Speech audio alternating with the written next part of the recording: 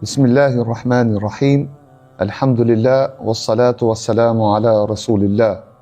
Assalamu alaikum wa rahmatullahi wa barakatuh. Falënderimet, lavdërimet tona takon vetëm Allahu xhalla shanu.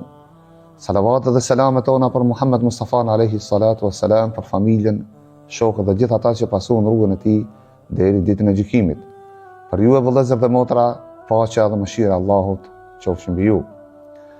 Pasi që jemi në prag të iftarit në këtë muaj të bekuar të Ramazanit, i lutem Allahut subhanahu wa taala të gjitha ibadetet së bashku me agjërimin, Allahu të na i pranon. Vëllezër dhe motra, këta minuta të cilët i kemi në disponim, në vazhdim, kemi vendosur diçka që shpalosim një fenomen, apo të flasim për një fenomen i cili fatkeqësisht të jemi vetë kritik, pra të pranojmë si besimtar, sot i mungon shumë shoqërisë tonë. Pra bëhet fjalë për një fenomen i cili te Allahu ka peshë të madhe dhe ashtu edhe Muhammed Mustafa alayhis salam e kishte në praktikën e tij, e lavdëronte dhe urdhëronte. Bëhet fjalë për modestinë apo thjeshtësi në Islam. Çfarë roli ka modestia, çfarë roli ka kjo thjeshtësi tek besimtari, do të shohim në këto minuta në vazhdim. Në këndvështrimin e arsyes, kisha dashur vetëm të jap një definicion së bashku me ju vëllezër dhe motra, të themi se modestia është cilësia e njeriu që e njeh vlerën e vet, cilësi e të mençurit dhe të urtit. Kurse në këndvështrimin e besimit, pra sipas fesë tonë, modestia është cilësi e robit të bindur, i cili e di se madhështia absolute i përket vetëm Allahut.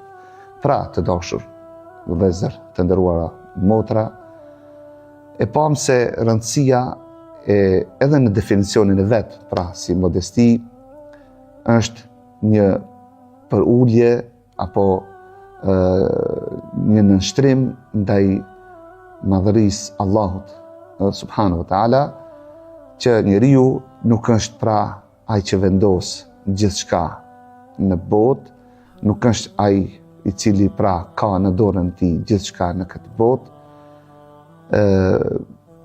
E drejta absolute i takon vetëm Allahut subhanahu wa taala. E thash në fillim se i mungon shoqërisë tonë, i mungon edhe shtresave apo niveleve edhe arsimore tek njerëzit, tek besimtarët, pa ma parasysh se sa kanë arritur shkollë, sa kanë arritur nivelet e diturisë. Nëse atyre u mungon modestia, ajo nuk ka vlerë te Allahu edhe te Muhammed Mustafa alayhis salam, por edhe tek njerëzit.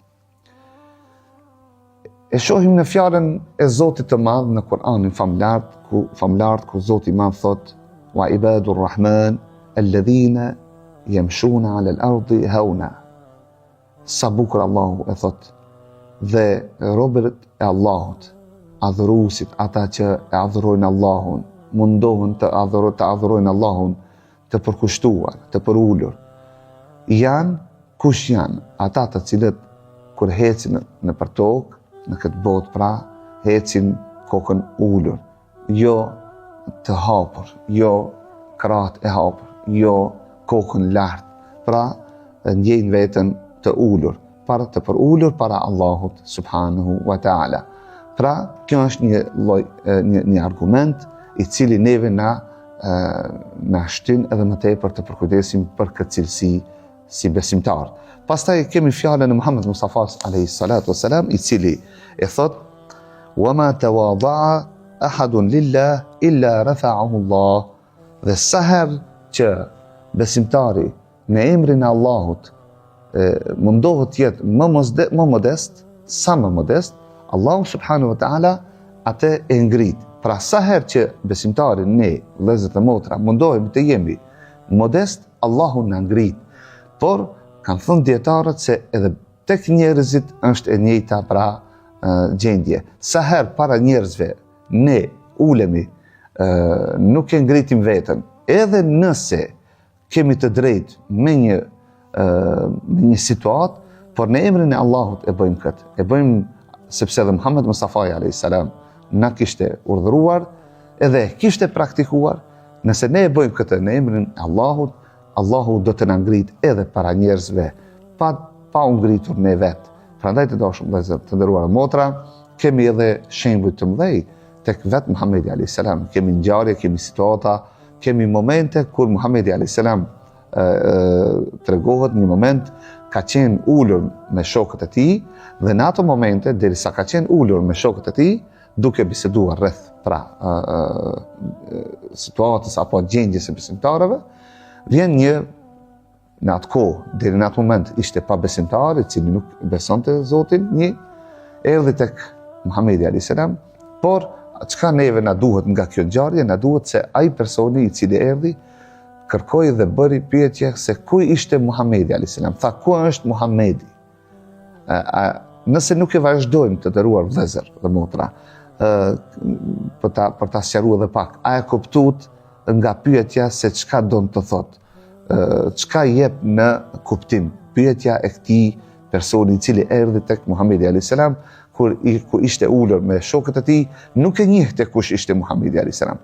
Ai më parë tek të parët e tyre ishte mësu që të sheh ata duke i shenjtru, duke i madhru, duke i ngritur në vende, në ulse, në karrika të larta, edhe ka mendu se kështu është edhe tek muslimanët, edhe tek profeti apo Muhamedi alayhis salam.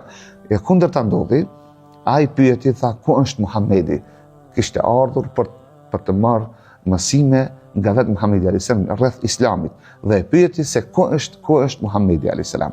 Ata nuk than asnjë fjalë sepse kishin frikë mos vallë ka ardhur për tu hakmar ose për të bërë ndonjë gjë e cila do ta dëmtonte Muhamedin alayhis salam.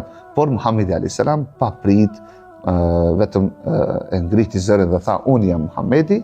Atëherë tha, si është e mundur Muhamedi ulur në këtë vend, kur unë dëgjova që po flitet për një person i cili është i dërguar i Zotit, është më i madhi këtu në këtë shoqëri, është më i ngrituri, më i shejti sipas atyre, por Muhamedi alayhis salam tha, unë jam njeri dhe unë jam shërptor i këtyre besimtarëve. Pra e uli veten para Allahut, e uli veten para besimtarëve, edhe pse kishte në realitet atë post që sinqerisht duheshte të ketë ndoshta një pozitë pak më të lartë. Por kështu na mëson Islami që nëse dëshirojmë të jemi më afër, më të dashur tek njerëzit, duhet të jemi sa më modest, sa më të thjeshtë, vëllezër dhe motra. Pastaj kemi momentet kur vetë Ebu Bekri radiallahu anhu, shoku i Muhamedit alayhis salam, i cili kur u zgjodh për khalife, pra udhëheqës i besimtarëve, kemi shumë situata të Ebu Bekrit, i cili kur të parën ditë kur e mori edhe udhëheqjen në hutbën e parë, ju tha që unë nuk jam më i miri se ju, por ju më zgjodhët mua, jo pse unë jam më i miri për jush. Pra na mëson atë që e kishte mësuar edhe Muhamedi alayhis salam vetë edhe Ebu Bekrin, pra të jemi sa më të thjesht, edhe nëse në realitet e meritojmë momentin ose ngritjen. Pastaj kemi rastin kur vetë tregon Omeri radiallahu anhu, halifja i dytë pas Ebu Bekrit, i cili thot, një ditë vendosa të shoh Ebu Bekrin se si halife, pra po vazhdon të njëjtën thjeshtësi, të njëjtën modesti me njerëzit. Edhe ishte shumë kurajshtar ta dinte se çka po vepron Ebu Bekri që të mësohet për në të ardhmen ose në jetën e tij të përditshme ta merr sepse nuk ishte Muhamedi alayhis salam në mesin e tyre, kishte vdekur. Por e vendosi një ditë shkon brapa Ebu Bekrit dhe kur shkoi e pa Ebu Bekrin radiallahu anhu, i cili hyri me një shtëpi ku ati kishte një plak të verbër, pra nuk shihte, dhe ja pastronte shtëpinë edhe ja bënte gati ushqimin dhe dilte prej asaj shtëpie para namazit të sabahut. Pastaj shkonte dhe pra udhëhiqte besimtarët si imam në namazin e sabahut. Dhe Ebu Bekri hyri pasi doli Omeri radiallahu anhu hyri, pasi doli Ebu Bekri dhe e pyeti plakun, i tha, kush është ky njeri? Sepse ajo nuk e shihten. Tha, wallahi nuk e di, është një person i cili çdo ditë vjen, më pastron shtëpinë, më bën gati ushqimin, sepse unë jam me verbër, nuk shoh dhe nuk kam mundësi, nuk kam njerëz të cilët mund të më përgatitin pra shtëpinë edhe ushqimin, dhe është ky person i cili pra e përgatit e bën këtë çdo ditë. Prandaj në atë moment edhe vëllezër dhe motra, Omeri radiallahu anhu qajti dhe tha një fjalë të madhe, tha, more Ebu Bekër, sa punë na ke nxjerr, edhe i ke nxjerr atyre të cilët vinë, do të vinë pas teje.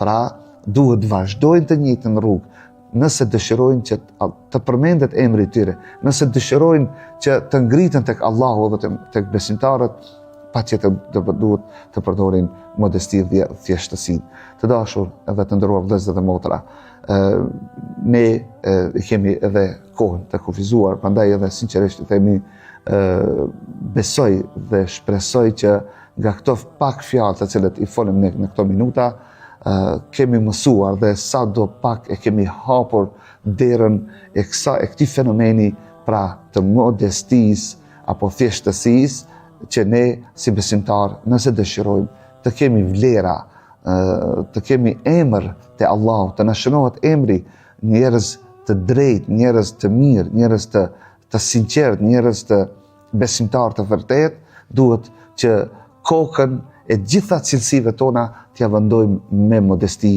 dhe thjeshtësi, sepse kështu ishte pra i dashur jon Muhamedi alayhis salam, ishte profet, njeriu më i dashur te Allahu, më me vlerë te Zoti dhe për krejt njerëzimin, por thjeshtësia ishte ajo e cila e ngriti dhe po vazhdon, edhe do të vazhdon derisa të jetë kjo botë, ky burr të përmendet pra me këtë cilësi. Andaj edhe ne shpresojmë inshallah, sidomos gjatë këtyre ditëve të këtij muaji të bekuar, ta shtojmë këtë cilësi vetvetes tonë, pra të jemi sa më modest, edhe t'i lutemi Allahut që të na shton modestin, të na forcon qëndrimin tonë në këtë cilësi, në këtë vepër, ta praktikojmë këtë në jetën tonë, edhe të jemi të ngritur te Allahu, të jemi të ngritur tek besimtarët, edhe të na përmendet emri për të mirë sa të jemi të gjallë, po pse jo edhe pas vdekjes tonë. E lutim Allahun e madh që edhe këtë ditë pra të Ramazanit, Allahu të na pranon, ditët të cilët i kemi në vijim, Allahu gjithashtu të na lehtëson dhe të na pranon. Unë ju lë në mbrojtjen e të madhit Zot. Wassalamu alaikum wa rahmatullahi wa barakatuh.